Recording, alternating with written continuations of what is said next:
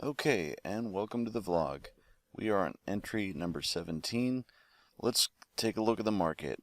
Just yesterday I got back in. This really went for a ride, but it seems to have stabilized some. Some other charts I looked at really showed the volatility of what was going on. This one, it doesn't look like it as much, but as you can see, it's definitely back on an upward trend, so I felt safe getting back in. We are in the bad 6 months of the Dow. We're not necessarily bad, but weak, less volatile. And I think to some degree the volatility is still lingering around, and it reflects in the prices of the options. So I was able to get in a good price. I got in below the 50-day moving average as I normally do.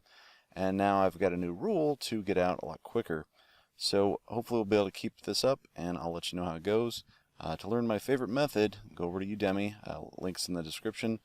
And also, if you want to follow every trade and the specific prices, check it out on Patreon, or follow me on Patreon. The cheapest rate at $1, there's still 8 slots left. So check it out. And as always, don't look for a fair fight.